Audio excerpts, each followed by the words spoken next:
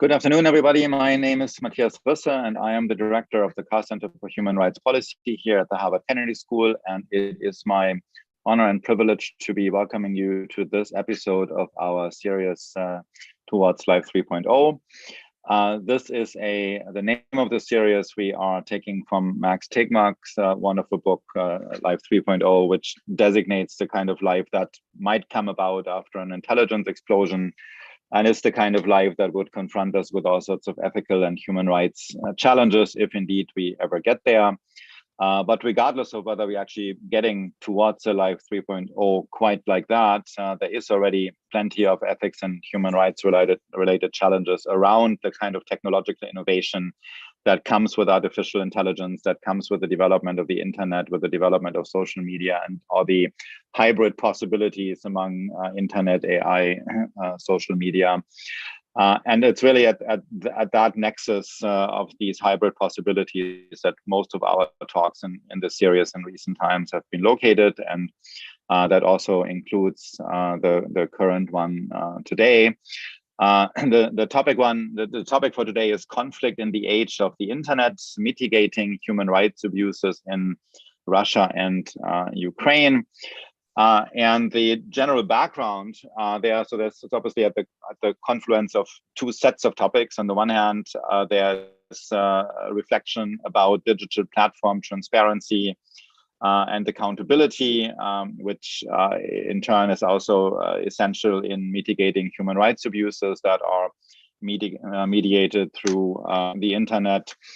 And that set of topics around transparency and especially accountability is probably on everybody's mind this particular week because Elon Musk is now in the process of buying Twitter, which is by itself quite striking. So I just had a conversation with our speaker, Brandy Nonicky, about this, and Brandy captured it so nicely. The public sphere is going to the highest bidder. So this is the one cluster of topics here that we have here. So transparency and accountability at the intersection to human rights in the digital domain. And the other cluster of topics that is coming together in this title here, the title of today's episode is what is happening, what does the internet, what social media, what do platforms like Facebook and Twitter actually report? How do they report about the Ukraine-Russia conflict? How is information suppressed and amplified? So that is the other set of topics that is coming in here. So again, this is why the topic today, conflict in the age of the internet, mitigating human rights abuses, specifically in Russia and Ukraine. And I am delighted to be welcoming as the speaker for today's episode, Brandy Nonicky, who is the founding director of the CITRIS Policy Lab at UC Berkeley. You might wonder, CITRIS Policy Lab, what does that stand for? It stands for Center for Information Technology Research in the Interest of Society. That is what the CITRIS Policy Lab does at UC Berkeley, of which again Brandy is the founding director. And what they do at that center, as the name suggests, is they are doing interdisciplinary tech policy research and are supporting engagement in this domain to make sure that that technology, digital technology, actually is used in the interest of society, as the name of the center says.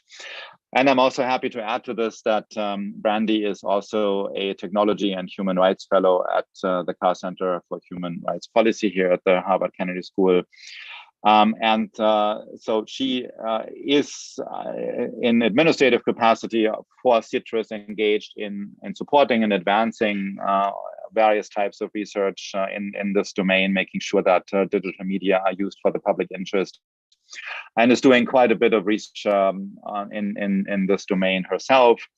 And that is also a share of that. We will be we'll now be having the pleasure of being able to listen to.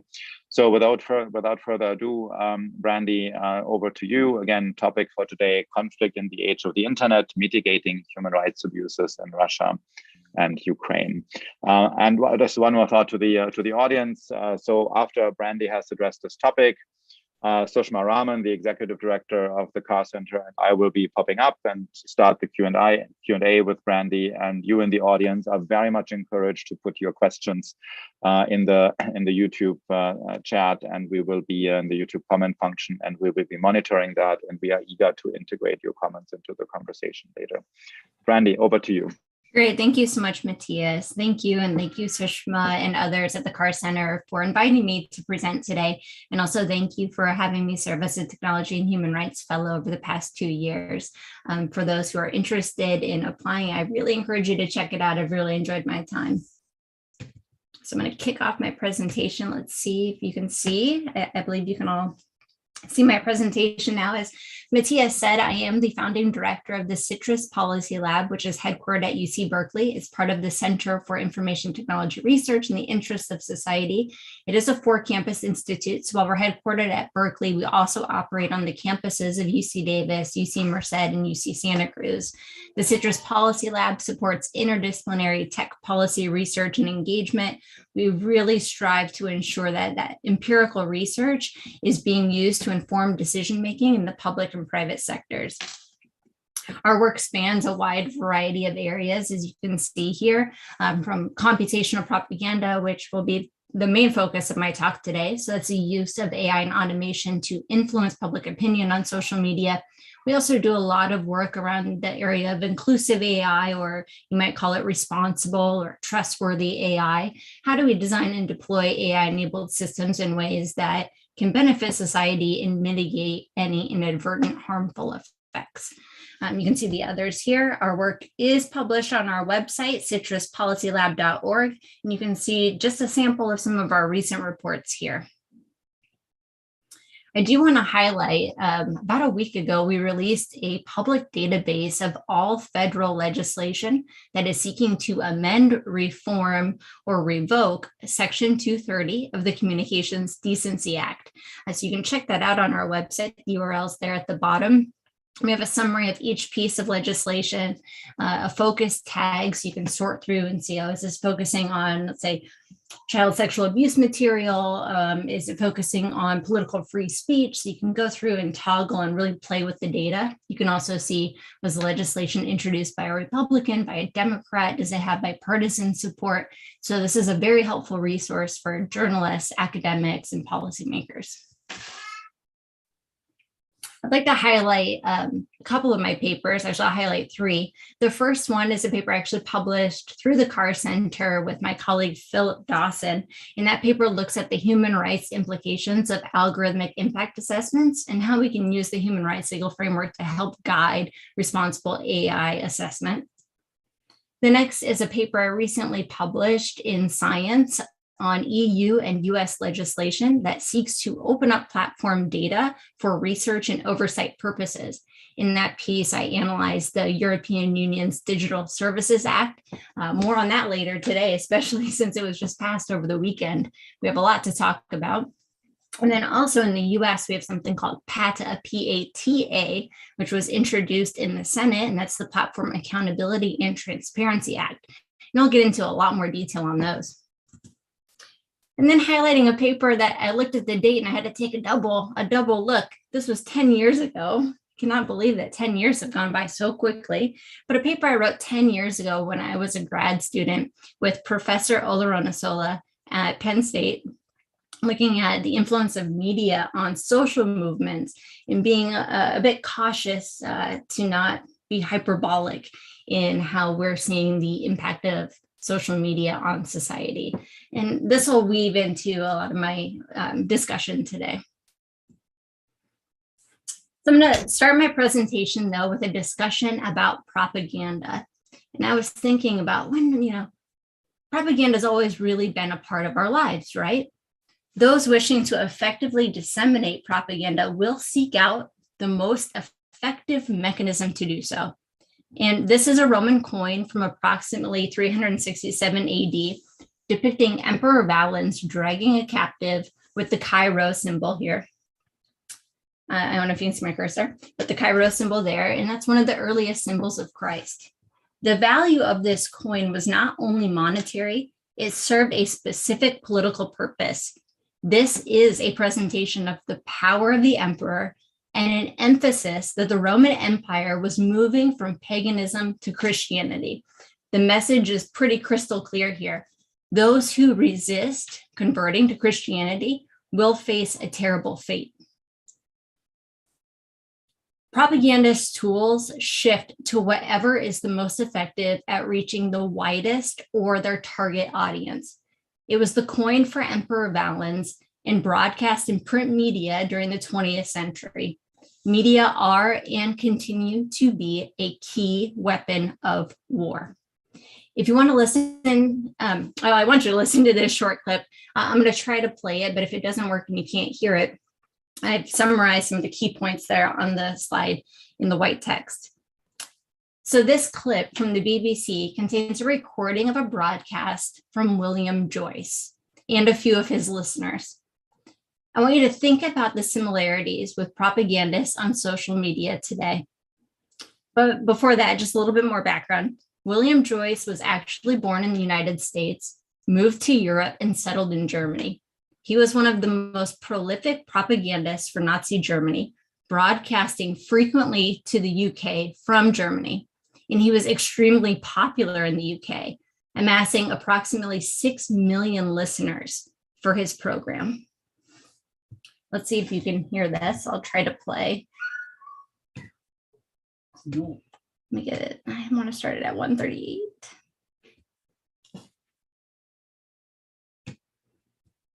So this is about 1 minute. And if you can't hear it, I'll summarize the main points, but hopefully you can. Systematic correspondent of the Italian newspaper Tribuna writes that England and France are spreading false and misleading rumors. It was an upper-class English accent, full of vindictive pleasure about what was going to happen to our country. Kept out of the war. The Italian journalist points out an educated voice, a very sort of public school voice. Because every German interest favors the maintenance of. I was always trying to place it regionally. It sounded like a kind of London plus northern accent. Which is so important for German supplies. It was measured, it was well delivered. The message sent by the first Lord, to put it simply, posh, the captain of the British posh, which everybody understands. Not like the silly would-be English gentleman on the box, just like a lecturer, definite, with a posh voice that you were intended to believe, and we did believe, didn't we? So I'll stop there. I hope that you were able to hear. I'll look in the chat to see. Great. It sounds like it was working for the audience. That's wonderful to hear. So you can hear at the beginning William Joyce saying, undermining some media outlets and saying other media outlets were correct, saying England and France, they're spreading false and misleading rumors. That sounds familiar. It sounds a lot like fake news, disinformation, misinformation that we're facing today. And then you hear the listeners saying, well, he sounded so articulate, so affirmative, so confident that we believed him. And we see the same thing today with social media, where you have individuals or you have real accounts or you have bot accounts amplifying a message in a way that looks convincing and people will start to believe it.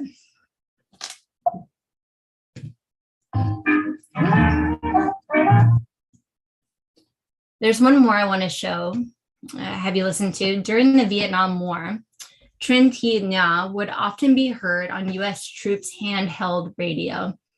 Of course, moving through the radio stations and hearing your native language would cause you to stop and listen, and many soldiers did, giving her the moniker Hanoi Hannah. She would name off US soldiers who had been killed, indicate the placement of US troops. Hannah was all-seeing, and she was determined to scare the US troops into evacuating. See if you can hear this one too, hopefully. How are you, G.I. Joe? It seems to me that most of you are poorly informed about the going of the war. Nothing is more confused than to be ordered into a war to die or to be maimed for life. The reason I'm showing this is that a lot of what we're facing today with social media are the same challenges or opportunities, right? Hanoi Hannah had a mission to actually end the war, get the troops to retreat. For social media, and especially when we have social media companies primarily based in the United States and teams there making policy and technology decisions on what speech to suppress and what speech to amplify, that can be incredibly difficult to do in practice. I'm going to talk a little bit more about that. How are you, G.I. Joe?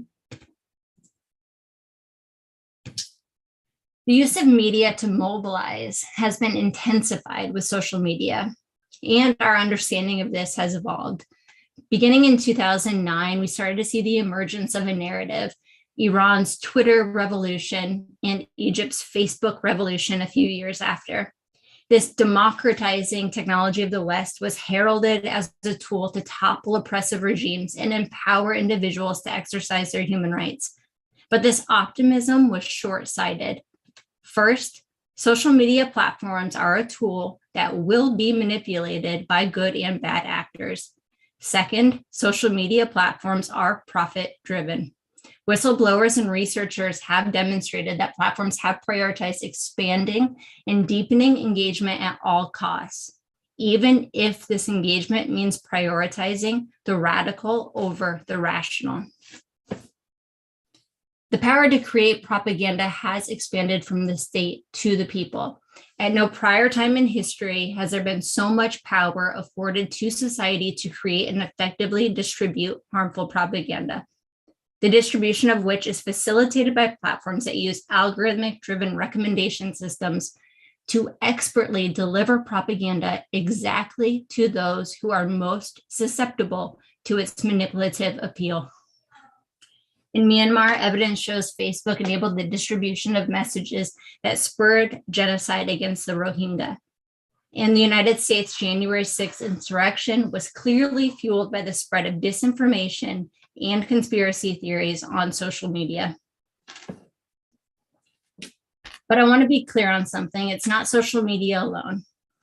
In the United States, there's an overwhelming decline in the trust of institutions such as Congress and newspapers and technology companies. And definitely we'll talk more about that later in this presentation.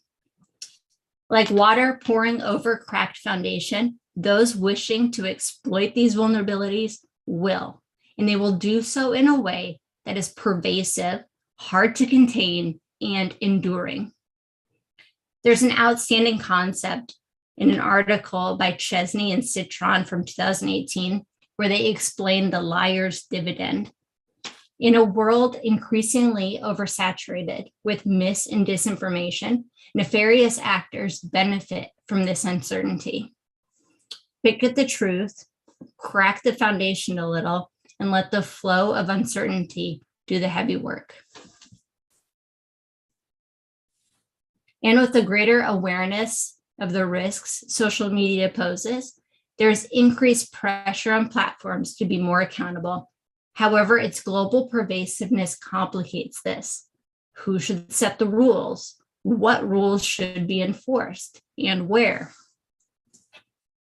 I'm going to keep focusing on Facebook for a little bit longer, but what I'm going to say is true for probably all other very large online platforms. Facebook currently has a monthly active user base of 2.5 billion, and it's the leading social network in most of the countries it operates in, about 93%. For many countries, these platforms are often the population's lifeline to information and their ability to exercise free speech rights. The decisions these companies make in those countries have serious consequences for millions of people. This global pervasiveness has put them into a very difficult position. In countries thrust into conflict, serving as the #1 social network often, and I actually think increasingly this is going to happen, creates a situation where platforms serve in a quasi-governmental role, making unilateral decisions to block, suppress, amplify, and intervene in information warfare. Platforms are not neutral, nor can they be. Facebook's actions during Russia's invasion of Ukraine is an example. and their inaction during Myanmar's genocide of the Rohingya speaks volumes to their ability to indiscriminately decide whether and how to intervene. Perhaps they learned their lesson in their experience in Myanmar, or they decided to intervene for other reasons. Obviously, an immense amount of political pressure from EU countries and the public, but nearly all platforms took decisive action at the beginning of the Ukraine invasion. Meta had restricted access to RT and Sputnik, which are Russia's state-controlled media, across the European Union, and was globally demoting content from Russian state-controlled outlets, Facebook pages, and Instagram accounts, as well as posts containing links to those outlets on Facebook. In response, Russia fought back. It blocked access to Facebook. This is a risk. Facebook and other platforms like YouTube know that millions of Russians rely on their platforms to gain access to and share information. If they act in a way that upsets the host government, they risk retaliation that not only harms them, but also the people who use their services. Facebook at this time also decided to allow the posting of content that violated its terms of service, right? It went in opposition to established norms and practices that it would normally do. They decided that they would allow content that called for violence against Russians. And you can see this here, this nice quote from a Meta spokesperson. And of course, again, Russia fights back, and they have officially banned Meta from operating Facebook and Instagram and calling them extremist organizations in the country.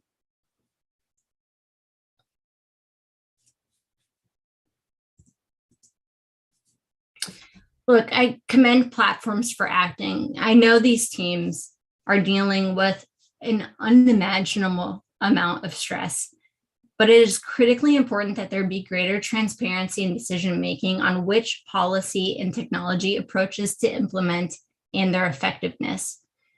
We saw blocking of content. We saw the suppression of content, restricting access, labeling state-controlled media, removing harmful content, and perhaps deleting it, and hopefully some efforts to document. I'll talk a little bit later about the need to document and maintain data and information for especially evidentiary purposes for human rights investigations. To the extent possible, these decisions should not be made during a crisis. As we all know, making any decision under pressure can significantly risk its effectiveness. As such, I believe that there are three interrelated priorities that need to be implemented moving forward. However, before I dive into these interrelated priorities, I think it's important to remind everyone that these are private companies with their own rights. For example, in the US, platforms themselves, they have First Amendment rights. More on that later. While legislation such as the EU's Digital Services Act has passed and will place greater requirements on these platforms, the three priorities I am presenting now would primarily be voluntary, and this can be a benefit and a risk. David Kaye, who served as UN Special Rapporteur on the promotion and protection of the right to freedom of opinion and expression, recently presented his work as part of the Carr Center called Speech Police, the Global Struggle to Govern the Internet. He discussed the EU Code of Conduct on countering illegal hate speech online and how effective it has been. I really recommend that you check out the recording. It's available on the Carr Center's YouTube channel. I believe that a code of conduct could be extremely helpful in helping to guide large platforms' operations in countries engaged in war or in kinetic military action. The code of conduct should be grounded in the UN guiding principles on business and human rights, often referred to as the Ruggie principles. But I want to call out one of the three principles here: the need for greater access by victims to effective remedy. is particularly salient, as platforms are often used by victims to document human rights abuses. But this content often violates terms of service, for example, by depicting violence. As these platforms decide to remove content depicting human rights abuses, deletion may prohibit victims' ability to exercise their right to effective remedy. If you're interested in scholarship on documentation of human rights abuses, including open source intelligence techniques, I recommend checking out the work at the Human Rights Center at the Berkeley Law School, which is extremely active in this space, including their establishment of the Berkeley Protocol on documenting human rights abuses. And also my colleague at the Carr Center, Flynn Coleman, she's also a technology and human rights fellow with me. She recently wrote a piece in Tech Policy Press on documenting human rights abuses in Ukraine. I also highly recommend that piece.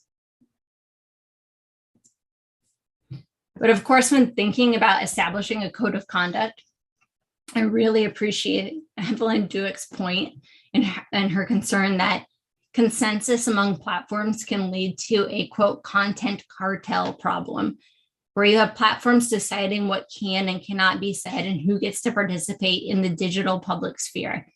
As such, development of and decision-making implemented through guidance from the code of conduct must be inclusive of diverse stakeholders and transparent. There must be accountability in how decisions are made. And I do want to flag that there are initiatives that are already working in this space, like the Global Network Initiative. It was established in 2008, and it was established at that time because these information and communication technology companies were beginning to operate in countries where there might be a restrictive or oppressive regime there, and those countries would send requests to censor or restrict access to communication services, or they would request data from the company. And of course, this poses serious risks to privacy and safety of individuals in those countries. And those companies really needed guidance on, what should we do when we get these requests from the government? But I think we kind of overlooked that those companies themselves are also making those decisions on what content they allow, who they allow to speak. So I think we also need to consider guidance for the companies, that they themselves are proactively and voluntarily making these types of decisions. Second, we desperately need greater transparency into what's happening on platforms. For example, how are nefarious actors exploiting the platform, and what has been the response from the platforms? What strategies are they implementing? What policy decisions have they implemented? For example, Facebook made the decision to allow for posts calling for violence.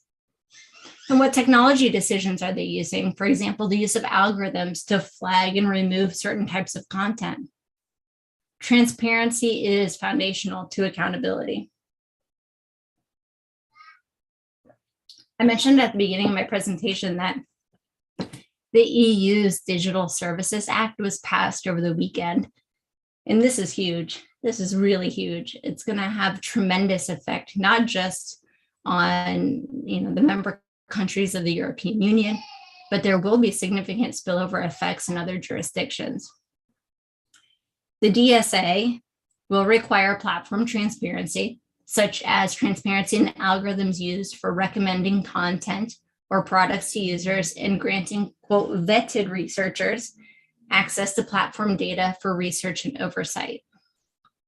Interestingly, during the last round of discussions, a crisis response mechanism was added that would empower the European Commission, which I believe also added provision that would require collaboration with EU member states.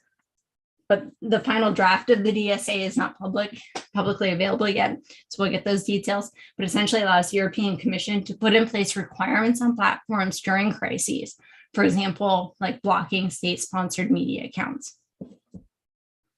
In the US, PATA, the Platform Accountability and Transparency Act, gives access to qualified researchers. So we have vetted researchers with the DSA.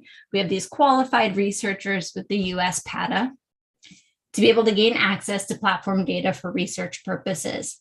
The PATA has built in a fairly robust mechanism for deciding what types of research would be supported.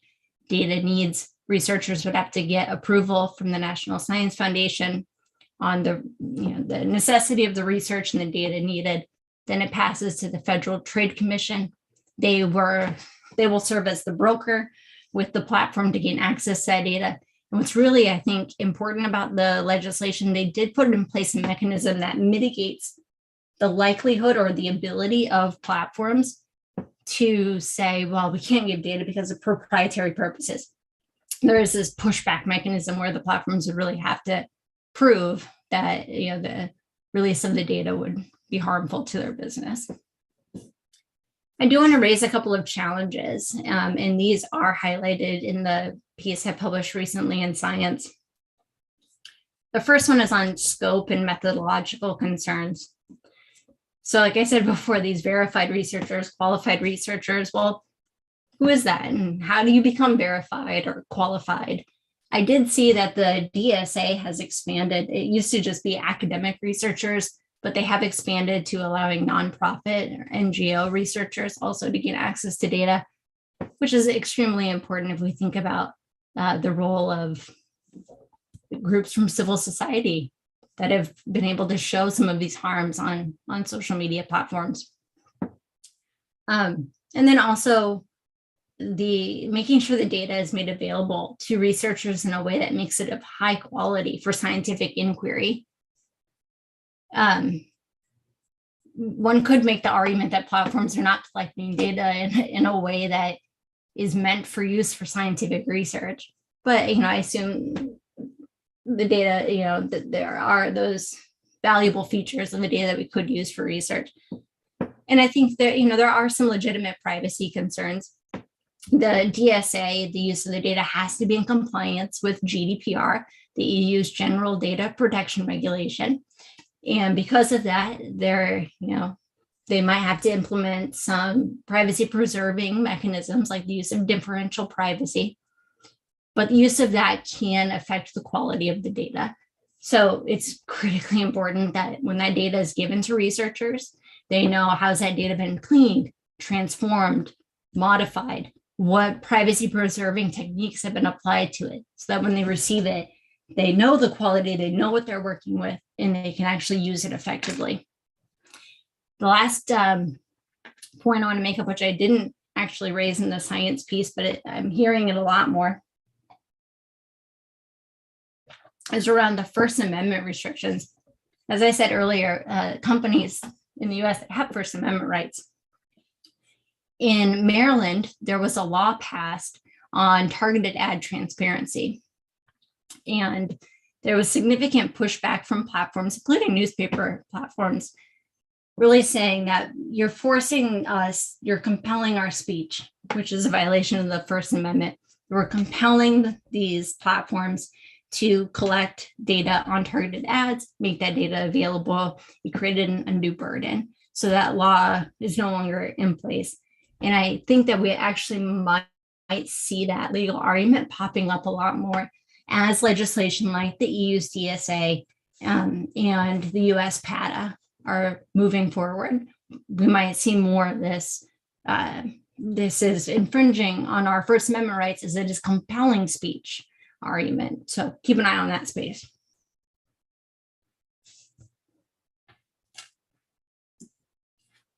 And I'm going to end my talk on emphasizing the need for more research and lesson sharing, and to take it back to Emperor Valen's coin, the currency of propaganda, or the mode by which it is disseminated, is going to continue to change.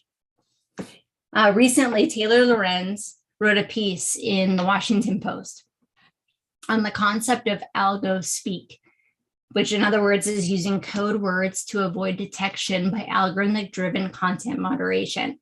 For example, anti-vaccine Facebook groups have been renaming themselves as dinner party or dance party to avoid detection. And it gets more and more creative, like the use of the word panini instead of pandemic. Understanding trends like this is critical to putting in place appropriate policies and technology strategies. As such, it is important that there's strength and support for robust research identifying emerging tactics and effective technology and policy strategies. To the extent possible, without running the risk of the development of harmful content cartels, research insights should be made publicly available, shared across platforms, and shared directly with relevant stakeholders. I'll end there and open it up for questions.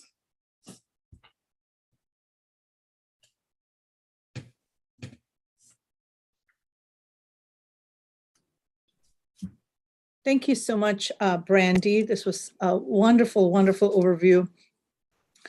I'm wondering, just because I think this is probably on our audience's minds as it is on ours, if you could talk a little bit more about the Ukraine-Russia context and specifically how this is manifesting. We'd love to hear just a little bit more in depth on that topic. Yeah, I mean, I think what's happening now, like I was showing that there was this fast response to intervene in the information warfare, I'm calling it. But I think that what this points to is a greater need for more transparency and accountability in what decisions are being made. And as an academic, I'm just wondering, well, what is effective? You know, when the platforms are deciding to suppress content or amplify content or block certain accounts, what are the effects? And also, I think it's important to consider that social media is part of a larger ecosystem. So then it's looking at, okay, well, how does this feed into the larger media landscape and public opinion on these issues? And also, how have propagandist tactics changed in response to those mitigations or in those intervening techniques that have been implemented? Because they will change their tactic. They are quick and strategic. And so it's always trying to foreshadow, what do we think they're going to do? What's their next move and how do we mitigate it? Thank you. So earlier in the presentation, you commented that platforms operate in a quasi-governmental role. So I'm wondering if you can just elaborate on that and, how do you explain that, particularly when you talk about them actually being banned in certain countries by the governments there? So it would be great if you could enlighten us on the relationship between these technology companies and governments where they operate. Yeah, I absolutely think that these companies are serving a quasi-governmental role. So in many countries, they are deciding who gets to speak and who doesn't get to speak, and oftentimes using their own Western ideology to inform that. Hopefully, they are using a human rights legal framework and upholding the human rights, the UN guiding principles to inform their actions. But they are playing a role in deciding how people get to exercise their human rights within those countries, especially, Article 19.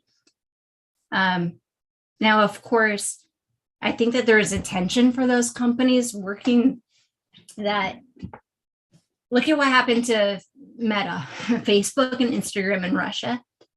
They know people are using their tools, their platforms to exercise their rights.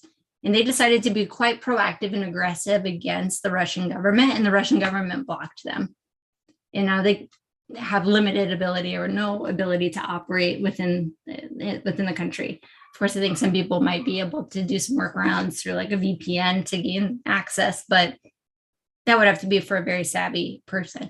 So I think it's this balance that they have to take of how much of our decision-making and our actions are we just going to do what we think is right versus balancing with expectations of the host government, of course, not violating any laws that would get them banned.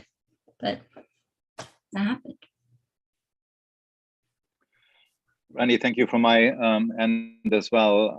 So I'd like to ask you a bit about the EU Digital Services Act that just passed, as you mentioned, and also the US Platform Accountability and Transparency Act. And maybe that in comparison with something that we used to have for American broadcasting media until the 70s, namely a fairness doctrine, right? Mm-hmm. So there was, the fairness doctrine said that as a news channel, a TV channel, a radio station, you had to present balanced views on things. And this was not actually terribly hard if you were a radio station or a television channel. So you had a show, and then here's a democratic perspective, and let's get a quick clip of Republican voice on that. So as a rule of thumb, one understood quite readily what that meant for a talk show or for a news program. Is anything like that? So the social media world is a much more complex phenomenon. Obviously, it's quite a cacophony of voices. There is not there is nothing like a talk show where different voices appear. There's just platforms where lots of different entities are doing lots of different things. Is it even meaningful to hope for something like a fairness doctrine to come back to social media and do either the DSA or PATA do anything approximating that, even if they function perfectly?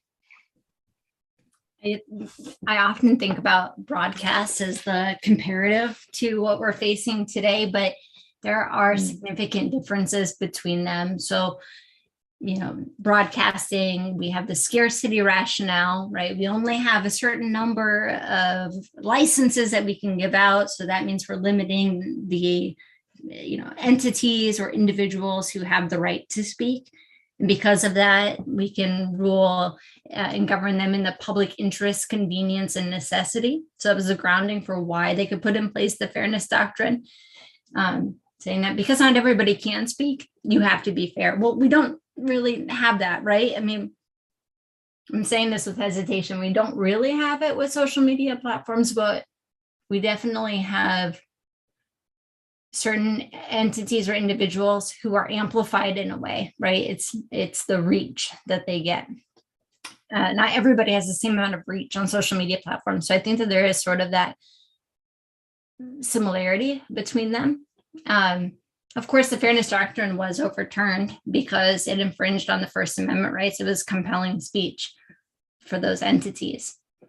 So I don't think that we're going to have the same thing with current legislation.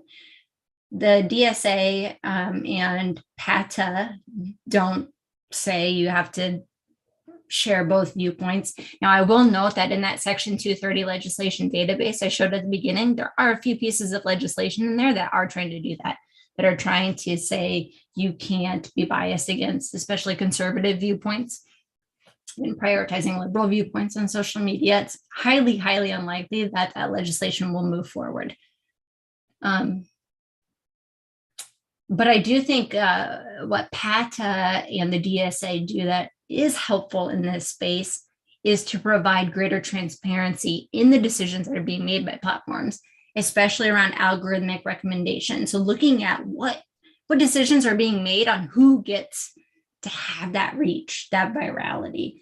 And I think with that transparency, you have hopefully individuals who can make more informed decisions about, why am I receiving that information? Do I want to stay on this platform? Not to say that they could really go anywhere else, because you're only going to really have one type of Twitter, one type of Facebook, because of the network externalities, network scale. Let me maybe come with one follow-up regarding the DSA. So also, again, being guided by a fairness doctrine, which of course, in many European countries and the broadcasting domain we still have, right? So there's something like that. But what exactly is supposed to be happening actually according to DSA in the social media domain? So I know it's about taking down falsehoods politically, so I can see that, right? So even though that would be a very cumbersome effort given the volume of posts that one would have on Twitter and Facebook, but I'm assuming there's not even DSA does not even try to implement anything more broadly resembling a fairness doctrine, right? So they couldn't ask, well, is there some version of that Facebook and Twitter are supposed to be encouraging what kind of fairness? So what kind of diversity of opinion constraints would be imposed by this? Is it about conditions under which certain voices can be excluded altogether? Is that basically the limit of it? What is the content and the practical implementation here? I would say maybe the way where this might be manifested in the BSA is giving greater control for end users over their recommender system. So empowering or enabling individuals to decide, I want my feed to not use personal identifiable information or personal characteristics about me to decide what is fed up in my feed. I want to decide. And maybe it should just be reversed chronological order. Because there, I guess you could make the argument that I don't want the company to decide what I see, which might be a left-leaning viewpoint. Instead, I want to decide what is brought into my feed, and I want to prioritize right-leaning conservative viewpoints, for example. So there, I guess it's sort of giving end users greater power to get both viewpoints. But in practice, I think that'll be very, very unlikely, because as we know, people have cognitive dissonance when they hear viewpoints counter to their own. So I would find it unrealistic that people would opt into a feed that is presenting two viewpoints that are completely different. I just think it's unlikely. Sounds great, but I think it's unlikely that we would do it. So we have a question from the audience. If you could elaborate on how visibility of certain types of content can affect hateful and extremist perceptions among users. Oh, that's a great question for more research.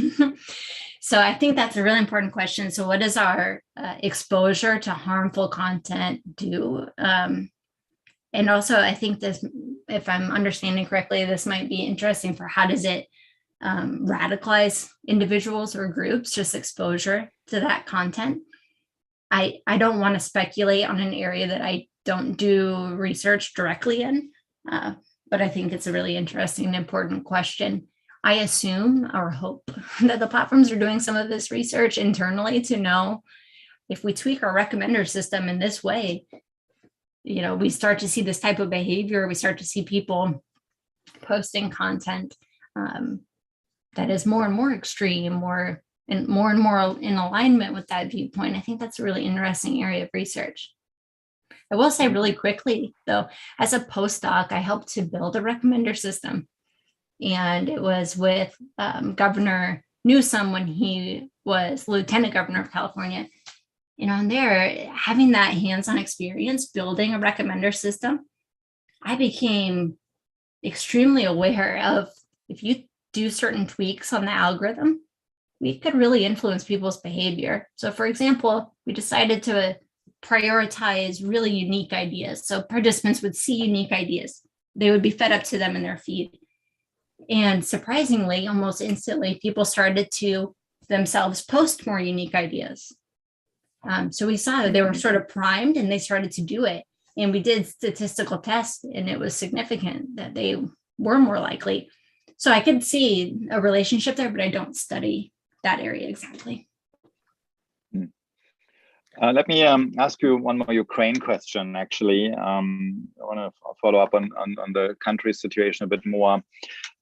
So one organization that has done, obviously in pre-war times, has done a fair amount of work, at least pre-invasion times, that has done a fair amount of work with Ukrainian material is Bellingcat. So that wonderful organization that is looking at social media and otherwise available data, on the internet or things that can be bought on the internet, to put all of these minuscule bits of information together to reconstruct a larger event and discourage falsehoods. And they were the ones who figured out what exactly happened to that Malaysian airliner, and who exactly shot it down, what equipment, where it came from. And the reason they could do that, and is something actually quite specific to that, actually various reasons quite specific to that region. One of them, specific to Russia, apparently, is that it's a common thing in Russia that all sorts of databases are being sold online just so that various officials can make some money on the side. But another thing is endemic in certain common practices of people, how they use social media, and now especially in Ukraine, namely, they're driving around and they are just videotaping everything they see from the windshield of their car, and then they're posting that online, which means there is this enormous amount of video footage available, which then every once in a while, on remote occasions, shows some military equipment going by, right? And if you just keep on watching a ton of material like that, after several months, you can reconstruct exactly where what is coming from. So, which is quite an amazing phenomenon in terms of popular use patterns of social media technology. Do we see anything like this unfolding in Ukraine also with regard to the war? I mean, can we expect, for example, that once the hostilities are calming down in whichever fashion, that this same phenomenon will some version of this will kick back in for the prosecution of what we now have to fear as a substantial amount of war crimes? Yes, absolutely. Absolutely. I already know that they're collecting a lot of data. The Human Rights Center at UC Berkeley, this is their primary work. This is what they do. And the director there, Alexa Koenig. So yeah, I know that this is definitely happening. And the academic community has been very active in trying to figure out, well, who should store that data, where, and how should it be made available, which is no small feat if you think about the scale. And of course, you have to think about the privacy concerns. So ensuring that you have in place the appropriate privacy protections on that data. So yeah, definitely going to happen, is happening. So Brandy, you had talked about 3 priorities of developing a code of conduct, the need for transparency and accountability, and research and lessons sharing. And coming from a human rights lens, I'm wondering about your perspective on the role of the affected communities in being involved in these conversations and standard setting and decision making. Thank you so much for raising that point, Sushma. Yes, I absolutely think that the affected stakeholders need to be a part of this, especially I think in the development of a code of conduct. Not even just the development of the code of conduct, but the implementation of that code of conduct, right? There's a big jump from policy and governance mechanisms that you set up and how you actually manifest them in practice. And I think that especially at both stages, those who are affected need to be part of that decision-making process. And I raised up Evelyn Dueck's work on the harmful content cartels. Because if you have these companies making these decisions about the rules or about how you implement those rules in practice in isolation from those affected communities, it's really bad because there's no accountability at all. Now, how to effectively engage those stakeholders, I think, is a very important thing to think about from the very beginning. I think that we oftentimes too much just say, we're going to do stakeholder engagement without actually thinking through how do you do that effectively throughout the entire process and during implementation. I think there needs to be a lot more work in that space rather than just giving lip service to stakeholder engagement. Let me ask you one question, Brandy, as we're coming closer to the end of our hour, about something we were talking right before we started the official program, namely Elon Musk's upcoming acquisition in progress of Twitter. And you put it, I thought it was just a very insightful formulation. So the public sphere is up to the highest, is out there for the highest bidder, goes to the highest bidder. And yeah, it is a pretty striking phenomenon that the world's richest man just happens to have enough, assets available to buy this enormously important communication platform. So I'm sure this is something you avidly follow at the moment. Obviously, it's like one of the biggest things that's happening in the world this week. What do you think? What does the future hold here? What does Elon Musk have in mind? What does he want to do with Twitter? There was a New York Times headline today that says Elon Musk gets Twitter because he is getting Twitter. I didn't quite read what that was about, but somebody seems to be happy about this happening. And what do you think? What does he want to do with Twitter? How is Twitter going to change, and what repercussions is this going to have? Yeah, this has definitely been the thing I'm thinking about every day, all week long, is Elon Musk taking over Twitter. But what I think is important to remember is that, like I said in my presentation, these are private companies already. This is not a public institution. This is a private company that's operating in a space that is essentially a digital public sphere. And the overlap between the democratic public sphere and this privatized version is nearly complete overlap in both of them.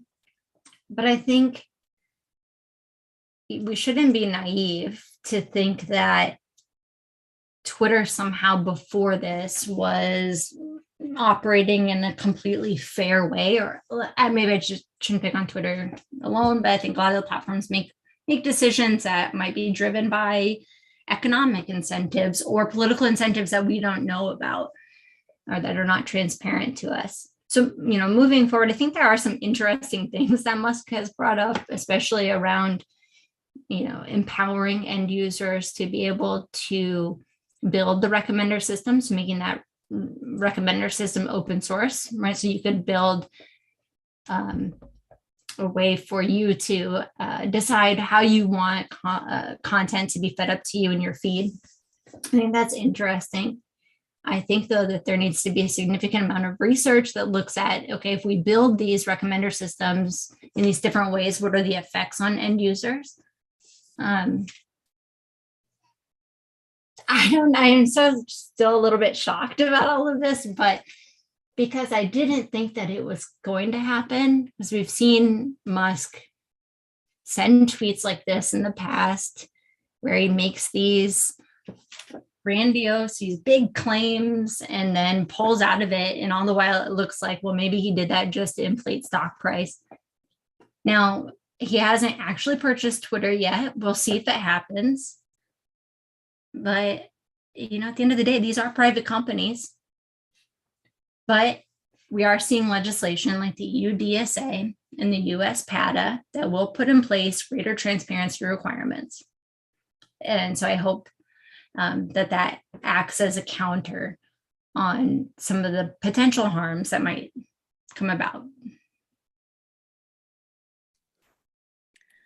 Randy, thank you so much for joining us today, and thank you for your work. Thank you so much for having me, Sushma and Matthias. It was my pleasure.